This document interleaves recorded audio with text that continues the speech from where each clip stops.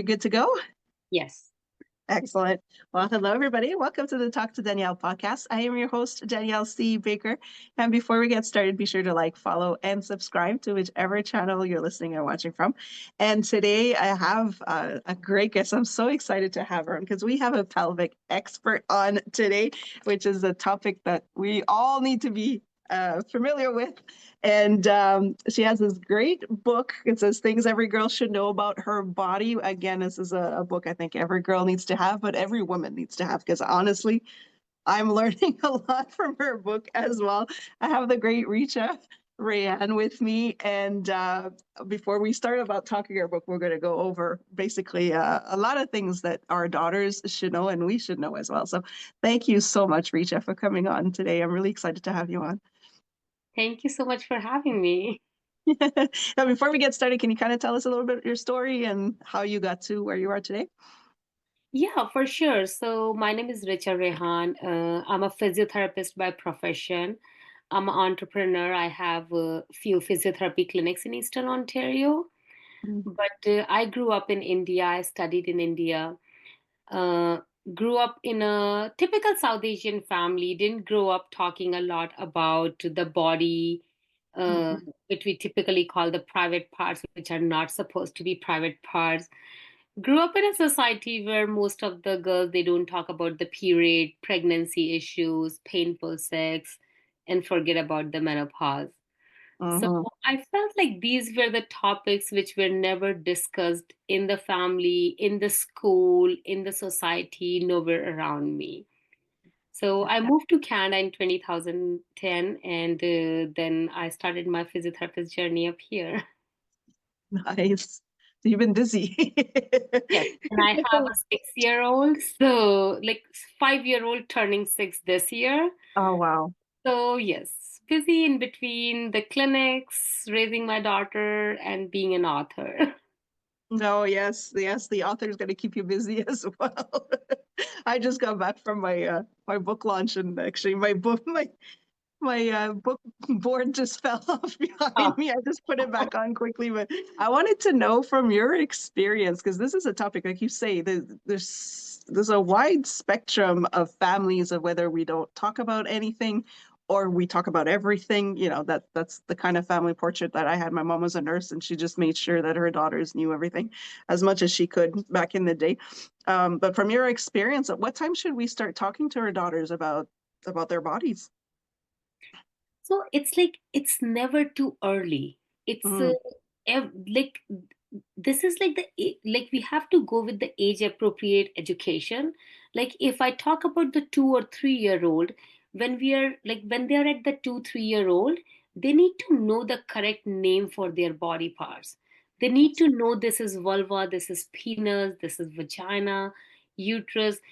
When we are calling them by other different names, it's almost we are creating this shame around it, that oh, we are not supposed to say these names, we are not supposed to talk about it. And we ingrain that like early age, that shame about those body parts, like don't talk about it. So even when they're that young, like how we call, like, okay, arm, hands, shoulder, it's like, okay, this is vulva and that's what it is. By the time they get to like 5 to 7 year olds, they should know about the consent, they should know about the personal hygiene and all the topics around that. Like, okay, it's like my daughter, when she was like even 3 year old, she was like, when they start learning the words, and it's like, okay, she will see the pad, and it's like, what is this? It's like, it's pad, we use it when I get my periods. And yeah. it's okay. When we are normalizing that conversation, it makes them more easier to understand. It makes them more comfortable to talk to us about it. Hmm. And also, like when they get to that 8 to 10 year age, uh, that's when, and nowadays we are seeing girls are getting their periods earlier with all the hormones or whatever reason it is. It's the age is getting younger and younger.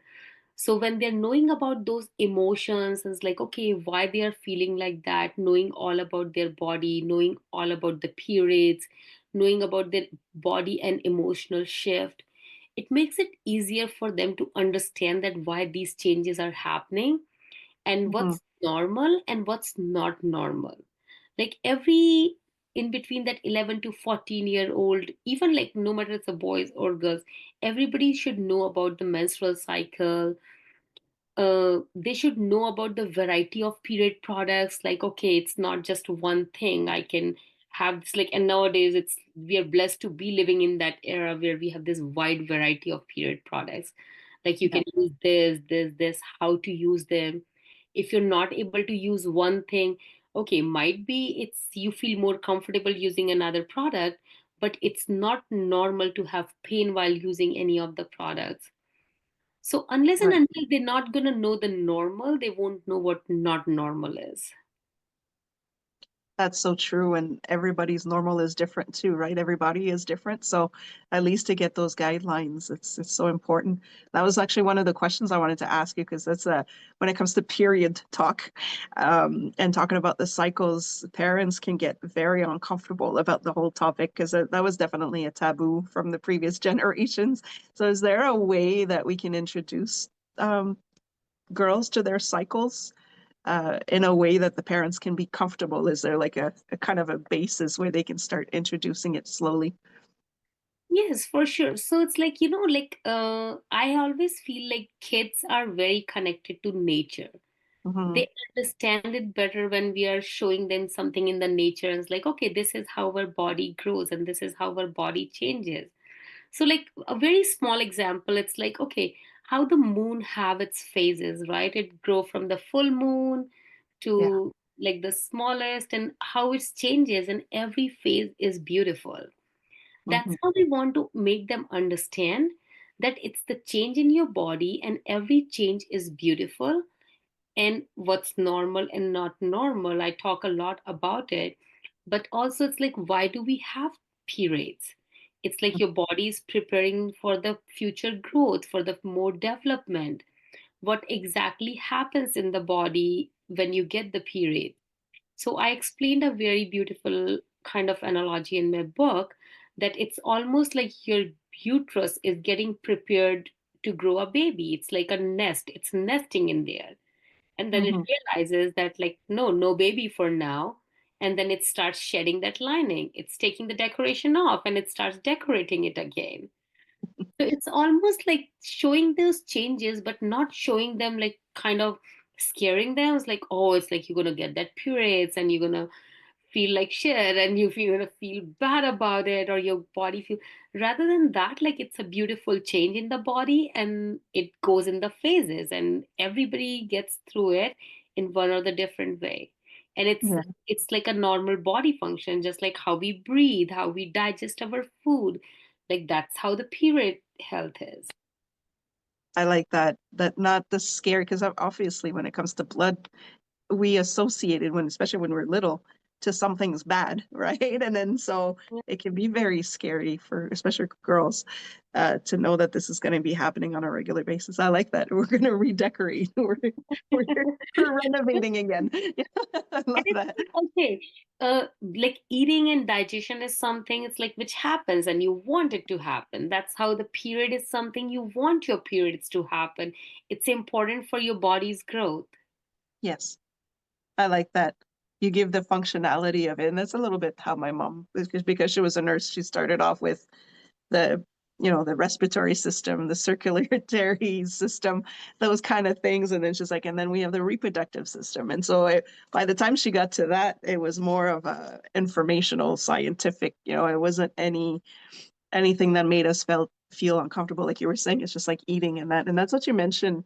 This is what I like about your book, is you really divided it up in the different parts of the body and their role to play with that. So can you kind of explain to us like the importance of introducing our children to all of the parts at play, not just the uterus, not just that down there, but there's so much more to that connected. The whole body's working, and it's important to introduce it. Can you kind of share that with us a little bit?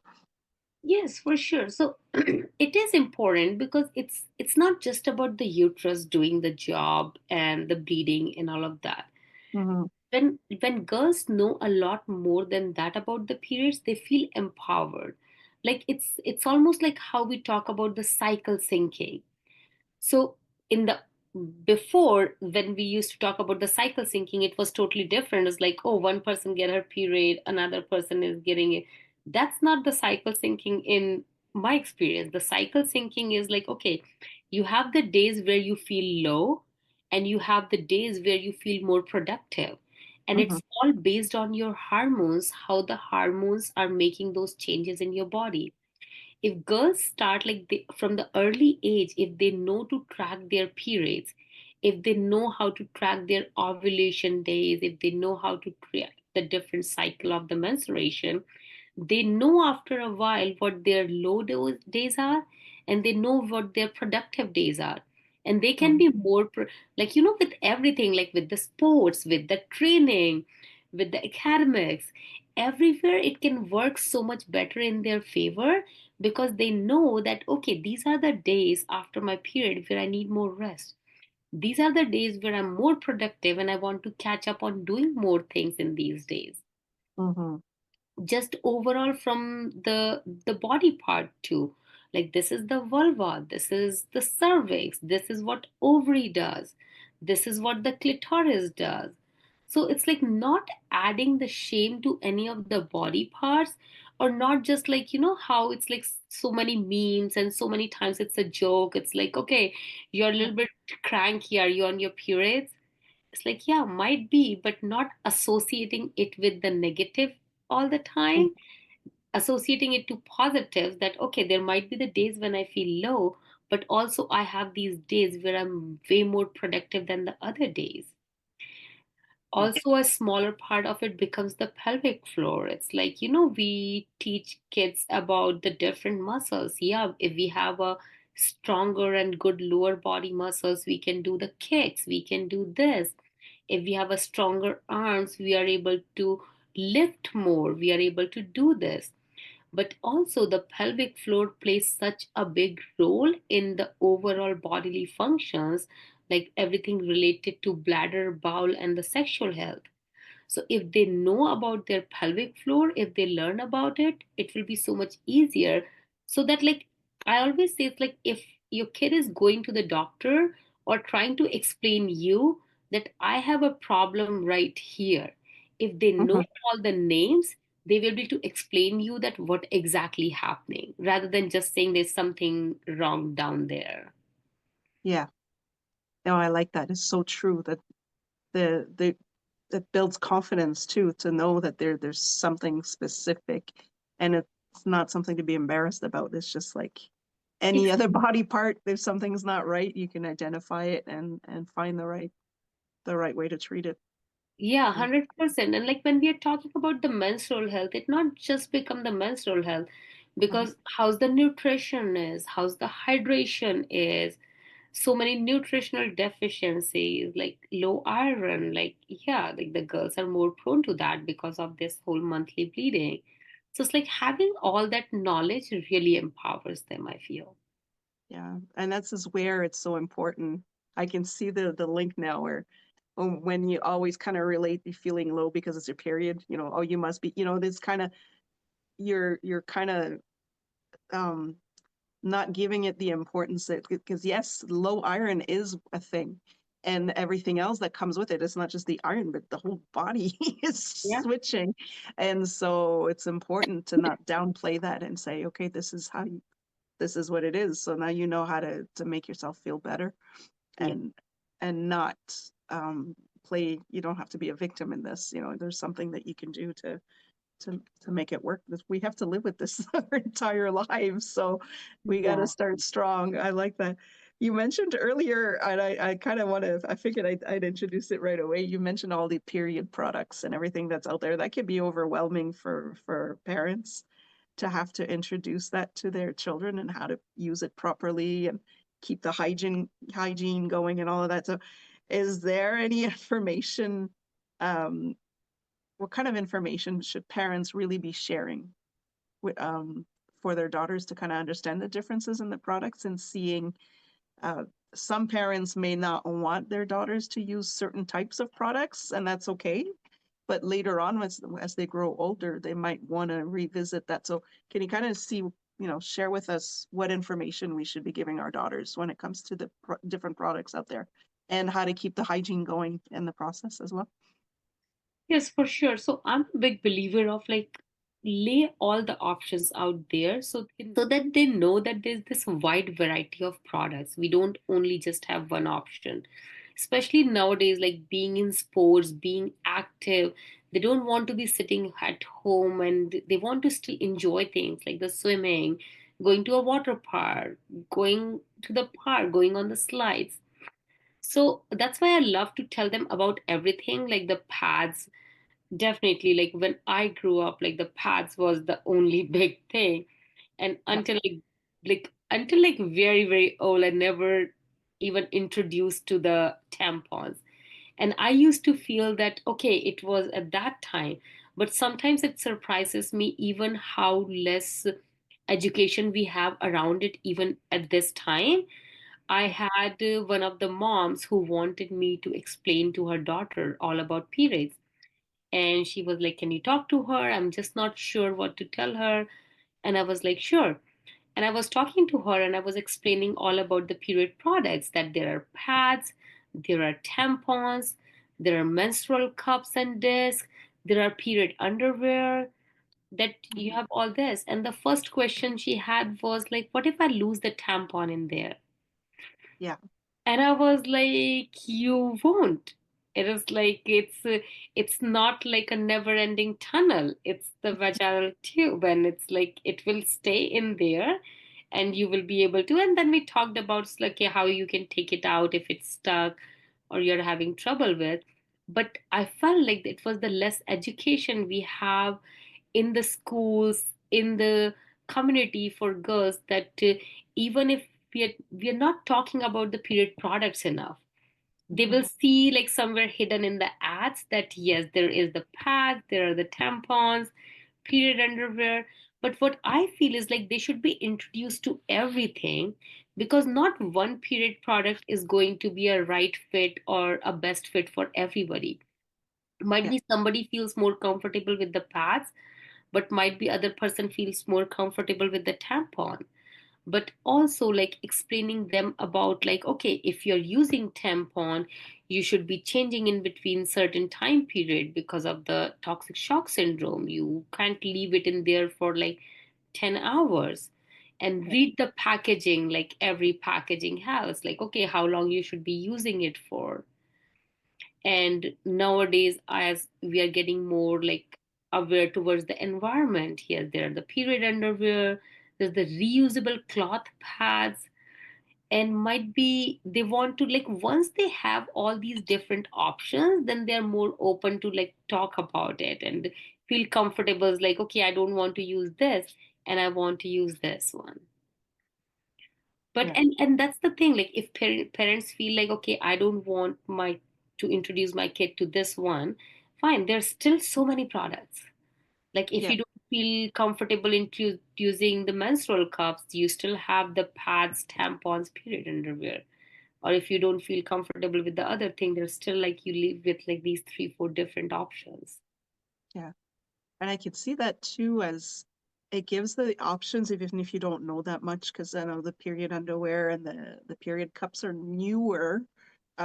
So there's many parents who are not really familiar with it, but give because our body changes over the years too, so it can open up a whole other conversation to say, okay, maybe this is working for you, but if later on you find that this isn't working, there are the other options that you can visit as well. So it opens up that whole conversation about how your body will keep changing over the years. It's not linear at all. And just to kind of get that conversation going as well, to say it's normal if it changes. Because I know Right. for me, after I had my children, it was a whole other the whole new body. I wasn't going through the same thing it was before I had my children. So at least it opens up that conversation for women later on. It's so Yeah. important. In your book, you not only talk about the body functions, but you also talk about body positivity and self-esteem. That's such an important thing to add in the education for our daughters, because again, we may be open with our, within the family talking about it, But once you're out there, there's a whole other story that they could hear. So, can you kind of, what is one thing that parents could start doing today that would promote that or nurture body positivity for their daughters and kind of help them with their self-esteem uh, moving forward? So, the most important thing I always tell for parents is to nurture body positivity and self esteem in themselves. Yes. Kids don't learn from what we are telling them, they learn by watching us. If we are not talking positively about our body, if we are not talking about the positive languages, it makes a huge difference. No matter how many times we will tell them that, okay, your body is strong, and but if we're talking about our own body in a negative way, they are listening to that more, they are watching that more. They Mm. always learns better by watching us. So kind of like using the positive language, like, you know how it's like, rather than saying like, oh, my body feels so bloated all the time, it's like, okay, my body is asking me to rest and nourish it today. Mhm. Always like celebrate the strength. Is like, okay, I we see like this language so, and it's like, oh, I want to lose weight, I want to lose weight, I want to lose weight. If we keep saying that, our girls are not going to, it's gonna be that skinny mindset. It's like, okay, we had to train them. It's like, okay, no, we need a stronger body. I Mhm. need strength. I don't want, like, it's not about the size of the body, because every body is so different. But if you are stronger, like, yes, that's what will serve you better. It's not about what size your body is, it's all about how strong your body is. And like listening to, we need to teach them to listen to their body. It's like, okay, you need to eat when your body is hungry, you need to hydrate, you need to rest, you need to exercise. And all of this, like, we can set up the best example by doing it ourselves. It's not that's like, okay, we are making a schedule for them and they are doing everything. And it's like, no, it's like as a mom, right?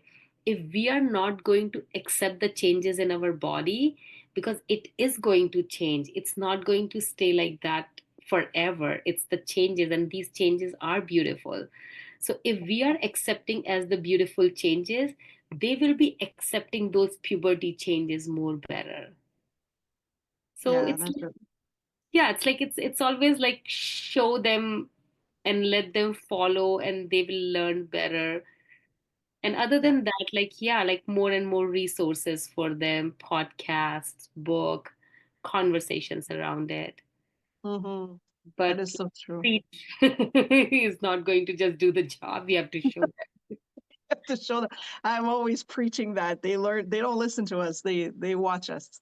Yeah, So it helps us in helping our children. It helps us to also take notice of how harsh we can be on ourselves, and 100%. the impact we are actually having on our children. Not knowing is we could say it as a joke, but for them it's not a joke. It's real. So And I it's. watch it every day. Like, I'm learning so much with my daughter. It's like Mhm. small things, like I need to rethink, and I need to always think about how do I explain her. Because she was like, oh, like, why are you putting a makeup on to look more pretty? And I was like, so I have to think, it's like, okay, what am I saying, or what do I tell her? And Yeah. it's like, you're beautiful the way you are, and like sometimes I like to dress up more, or sometimes I like to do makeup, and I'm doing it.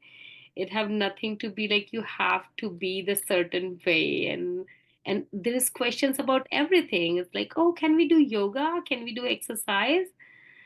And sometimes I will keep telling her, I was like, Mira, you're not drinking enough water, drink water. And then I have to rethink, it's like, okay, am I drinking enough water? And then because I will notice, like, every time she will see me like grabbing the bottle and reaching for the water, and she will do the same. Mm. It's incredible how when we think they're not watching, they really are watching everything that we do. It's interesting. No, I like that because it's this is what I like. Your book is so complete, and actually I would like to say if you want to talk more about your book, can you give us a little bit more about because you really, like I said, you don't just go about the science behind it and the like the mechanics of it, but you do talk about emotions, feelings, body positivity, and all that. You really complete the loop on that. So can you just tell us a little bit more about your book? Yes, so I wanted it to be like science backed up guide, but also fun and engaging for that age group. It's like nobody likes to like read a boring, just like the science book sitting and like just turning the pages. So this really talks about all the body parts for girls, like okay, and what every body part does. It's like why these parts are important, and there's no shame about talking about it, so that there is that open dinner table conversation about the body. And it's like it's I feel like it's fun, it's engaging, it's age appropriate because it breaking down those barriers and shame about the puberty and the body changes. It does a good deep dive into the periods. It's like okay, how the different phases of the periods, so that they can learn about that. It talks about the pelvic health, it talks about when to see the doctor, Mm. something being normal and not being normal. It talks about the good and bad bladder habits. it it just talks about all about the period product. So I feel it's like a good small practical book which somebody will read today and they can apply it from now on. And as you mentioned, I had so many moms is like, oh, it's like I read that book and I felt there were a lot of things I didn't knew. Yes. That's what I mean. Every woman and every daughter, every girl should have this, and it's such a easy to, like it because it's not all technical, scientific. It's easy read, so it's something that can actually open up a conversation with your daughters, and that's what I really appreciate about it. So, for everybody who are listening, who are not watching the video, but they're listening. I'm showing the book right now in case it's a nice, it's 100 and something pages, not a lot, and it's just amazing. Yes, there it is. Things every girl should know about her body. Honestly, that should be a gift for every daughter. When you know you have a daughter, to go get yourself a book because it's just as helpful for the parents as it is for girls. And if the girls are uncomfortable, they can read a little bit and ask questions if they do. So that's what I really appreciate about your book. It's we really need to have these conversations with our daughters so that they can have hope, instead of just trial and error like most of us had to have growing up. So Exactly. Like yeah. other day, I met a mom, and her mother-in-law ended up buying it. And I exactly remember when she described it that she ended up buying it for three granddaughters. Oh wow. And that mom was like, "Oh, it's like I have your book. Like my mother-in-law bought it for my daughter and my niece, and they all were like they were on a trip and girls were sitting in the room and all reading it together, and she was Oh. like, outside we can hear them giggle. And next morning you're like, so did you read the book? And they were like, yes. And it was three girls. So she's like, do you have questions? And I was like, oh yes, lot of questions. So she was like, then we end up like getting all the boys in one car, and me and my sister-in-law got in one car with girls.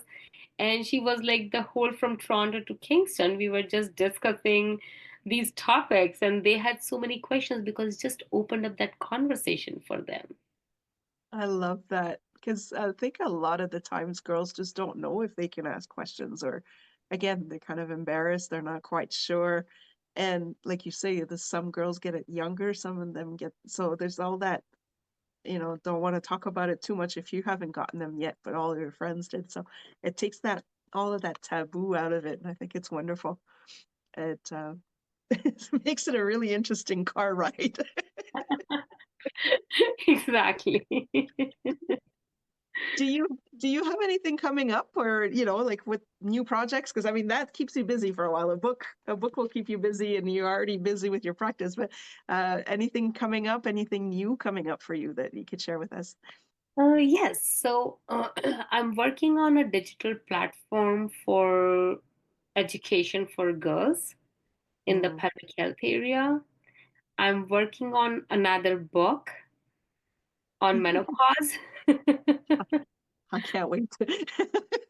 And I just I feel like every girl should know about it. Like, I want women to be more empowered and not hiding these issues. Like, no matter it's a bladder leakage, it's a painful intercourse, it's a period pain.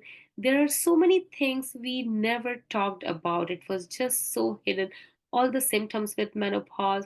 So I have all these projects ongoing, but yes, I'm working on the menopause book and the digital platform. Those are two top priorities at this point. Oh, that's amazing. We really do need those.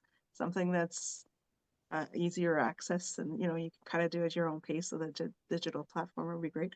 Can't wait for the menopause book. I'm in it right now, and the perimenopause, and then my group of that's a whole other beast.